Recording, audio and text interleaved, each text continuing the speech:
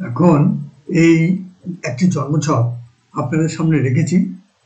এই জন্মছকটি আপনারা খুব ভালো করে লক্ষ্য করুন। তুলা লগ্নের জাতক, এই তুলা লগ্নের জাতকের জন্মছকে যে গ্রহ বিন্যাস রয়েছে সেখান থেকে আমরা আজকে দুটো টপিকের উপরে আলোচনা করব। একটি হলো, একটু বলে দিই, একটি হলো চতুর্থ ভাব অর্থাৎ প্রাথমিক তার লেখাপড়া নিয়ে আলোচনা করব। দ্বিতীয়ত আলোচনা করব আমরা তার কর্মভাব, তিনি চাকরি পাবেন কিনা বা কাজকর্ম পেলে সেই জায়গাটা কেমন যাবে, এটা নিয়ে আজকে আমাদের মুখ্য আলোচনা। প্রথমে আমরা চলে যাই চতুর্থ ভাবে। চতুর্থ ভাবে দেখুন অবস্থান করছে, কে অবস্থান করছে সেটা আমাদেরকে কিন্তু আগে প্রথমে দেখতে হবে। চতুর্থ ভাবে অবস্থান করছে নবম ভাবের অধিপতি বুধ এবং দ্বাদশ ভাবের অধিপতি বুধ। বুধের এখানে দুটো ভূমিকা রয়েছে, নবম ভাবের অধিপতি তিনি, আবার দ্বাদশ ভাবের অধিপতি তিনি, অর্থাৎ দুটো ভাবেরই কিন্তু তিনি কর্তা, অর্থাৎ দুটো ভাবেরই রেজাল্ট কিন্তু তার অবস্থানগত পরিপ্রেক্ষিতে, বলাবলের উপরে পরিপ্রেক্ষিতে তার কিন্তু মিশ্র ফল তিনি এই জাতক জাতিকা ভোগ করবেন। এটাই শাস্ত্রে কিন্তু ব্যাখ্যা করা রয়েছে বা বর্ণনা করে রয়েছে। দেখুন, চতুর্থ ভাব থেকে এডুকেশন বা বিদ্যা লাভটা বিচার করা হয়। এবার আমরা এখানে, তাহলে এটা হচ্ছে ফোর্থ হাউস, খুব ভালো করে দেখুন। তাহলে ফোর্থ হাউস থেকে আমরা এডুকেশন বিচারটা করব। এডুকেশন বিচারটা করতে গেলে এই ভাবের বলাবল আমাদের দেখতে হবে। রাহু এবং কেতু বাদ দিলে পরে 9টি গ্রহের মধ্যে বাকি যে 7টি গ্রহ পড়ে থাকে, এই 7টি গ্রহ কোনো না কোনো ভাবে প্রত্যক্ষ এবং পরোক্ষভাবে এই বিদ্যা লাভের ক্ষেত্রে কিন্তু জাতক জাতিকাকে কিন্তু সাহায্য করে। তাহলে রাহু কিন্তু সবসময় যে বিদ্যা লাভের ক্ষেত্রে বাধা কারক হয় তা কিন্তু নয়। কেন? ইলেকট্রনিক্স বিদ্যা লাভের জন্য কিন্তু রাহু সাহায্য, ফটোগ্রাফি এডুকেশনের জন্য রাহু সাহায্য, এই ধরনের বিষয়গুলো কিন্তু ডিপেন্ড করে। তাই সবসময় ভাববেন না বা যে রাহু থাকলেই যে খারাপ হবে তা কিন্তু নয়। এবার এটা বুঝতে হবে, এখানে কিন্তু চতুর্থভাবে রাহু রয়েছে। রাহু একটি ম্যালিফিক প্ল্যানেট, অর্থাৎ রাহুকে আমরা একটি খারাপ গ্রহ হিসেবে চিহ্নিত জানি, আমরা এটা রয়েছে। তাহলে রাহুকে আমরা একটা ম্যালিফিক প্ল্যানেট অর্থাৎ পাপক গ্রহ হিসেবে ধরব। তা যদি ধরি তাহলে চতুর্থ ভাবে পাপক গ্রহ অর্থাৎ বিদ্যা লাভের ক্ষেত্রে কিছুটা বাধা, এটা আমরা ধরে নিলাম। দ্বিতীয়ত কি, বুধ হচ্ছে নবম এবং দ্বাদশ ভাবের অধিপতি। নবম ভাব কি করে? বিদ্যা লাভের ক্ষেত্রে উচ্চ শিক্ষা দেয়, অর্থাৎ হায়ার এডুকেশন। আমি এখানে লিখে দিচ্ছি নাইন্থ লর্ড কি করে, আমি এখানে এটা লিখে দিই, নাইন্থ লর্ড আমাদের এখানে কি করবে? Higher education. আমি আর লিখলাম না, জায়গা সংকুলান। তাহলে উচ্চ শিক্ষা দেয়। এখানে জাতককে কি করবে?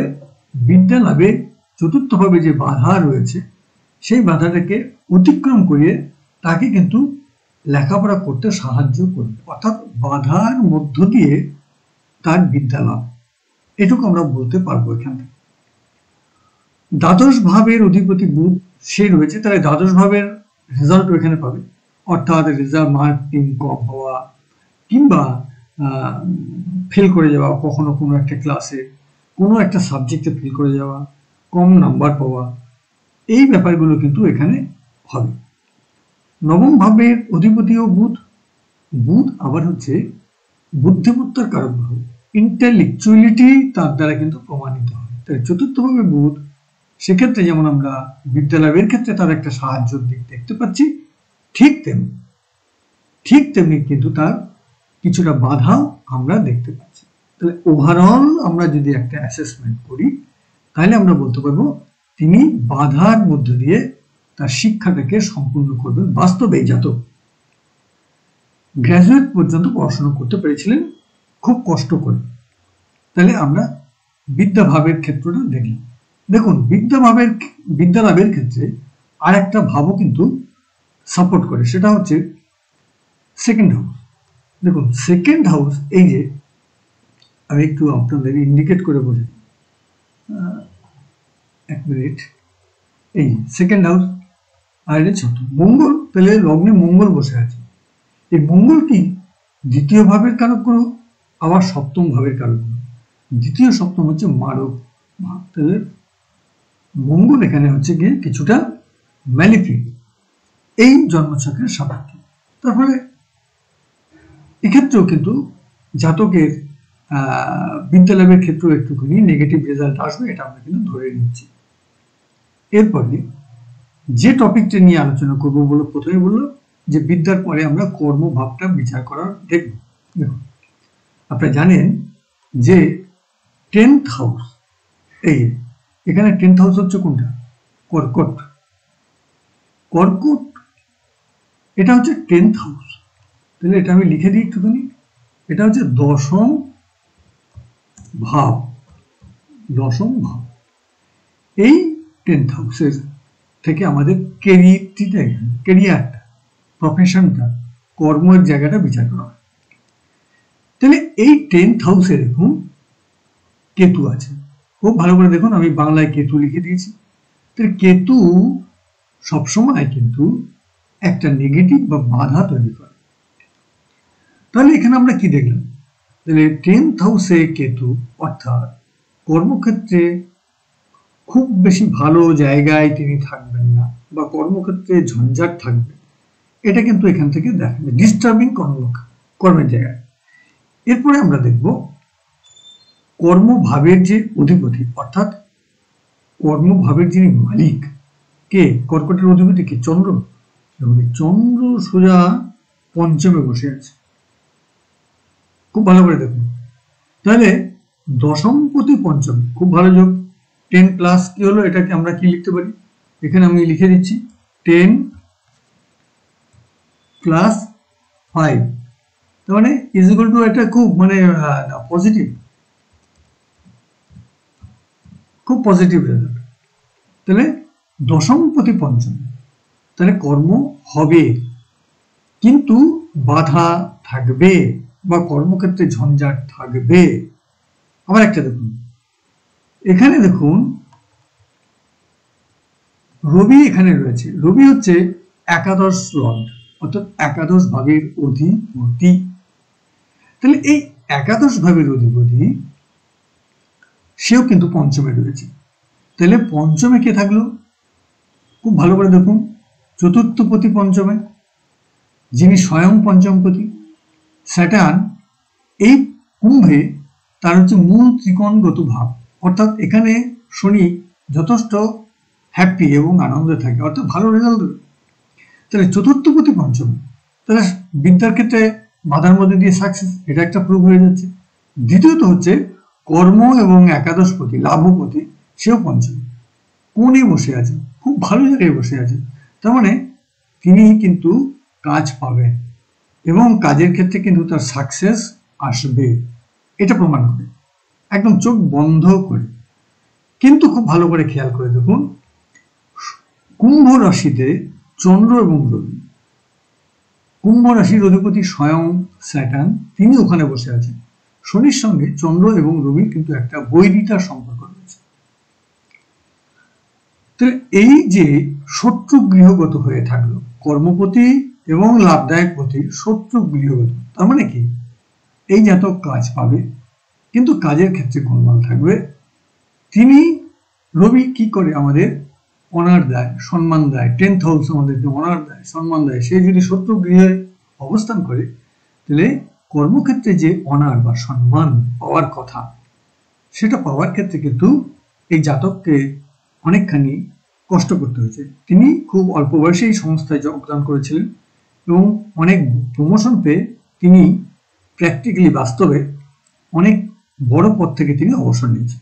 কিন্তু কর্মক্ষেত্রে তিনি কোনোদিনও তার যা যোগ্যতা বা তিনি যে পরিশ্রম করেছেন সেই অনুযায়ী কিন্তু তিনি সম্মান বা রিওয়ার্ড কিন্তু তিনি পাননি।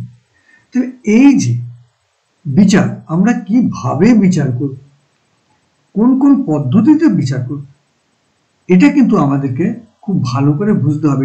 এই যে প্র্যাকটিক্যাল চার্ট আপনাদের সঙ্গে আলোচনা করছি, এটা সাধারণত একদম হাতে কলমে গুরুজিরা ধরে ধরে আপনাদের শিখিয়ে দেন। আমি সেইভাবেই চেষ্টা করছি আপনাদের সঙ্গে শিখিয়ে দেওয়ার, বুঝিয়ে দেওয়ার। যারা জানেন তাদের জন্য বিষয়টা খুব ইজি, এবং যারা নতুন একদম কিছু জানেন না তাদের জন্য আমি বলবো একটু টাফ।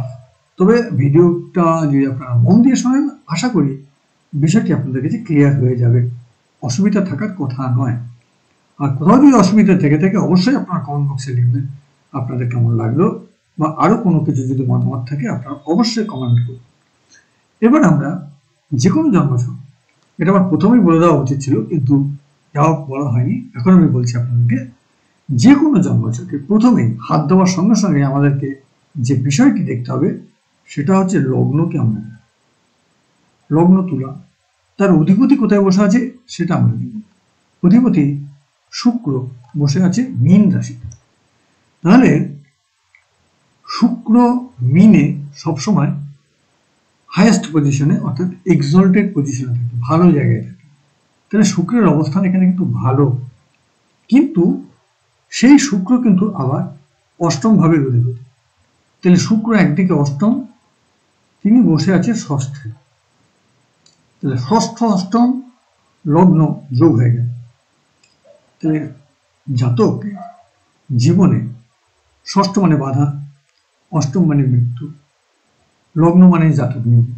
তাহলে জাতকের জীবনে যা কিছুই হোক না কেন, তাকে কিন্তু প্রচন্ড লড়াই সংগ্রামের মধ্য দিয়ে সেটাকে সাকসেস লাভ করতে হবে। এটা কিন্তু এখানে প্রুফ হয়ে গেল। শরীর স্বাস্থ্য কিন্তু তার ভালো মন্দের মধ্যে দিয়ে কাটবে, মিডিয়াম থাকবে। সবসময় যে তার খুব গুড হেলথ থাকবে তা কিন্তু বলা যায় না। তো এইভাবে কিন্তু আপনারা একটি জন্মছক বিচার করবেন বা বিচার করবার চেষ্টা করবেন। কোথাও যদি কোনো বিচার করতে গিয়ে আপনাদের অসুবিধা হয়, আপনারা কমেন্ট বক্সে লিখবেন, আমরা সেই বিষয়টিকে নিয়ে আপনাদের সরাসরি আলোচনা করে দেখিয়ে দেব। এটা গেল একটা দিক। তো এইভাবে আপনারা কিন্তু বিচার করতে চেষ্টা করবেন। আজকে আপনাদের সঙ্গে একটা চার্ট নিয়ে হাতে কলমে বুঝিয়ে দেওয়ার একটা প্রচেষ্টা আমি রাখলাম আমার দিক থেকে। জানি না আপনারা কতটা বুঝতে পারলেন।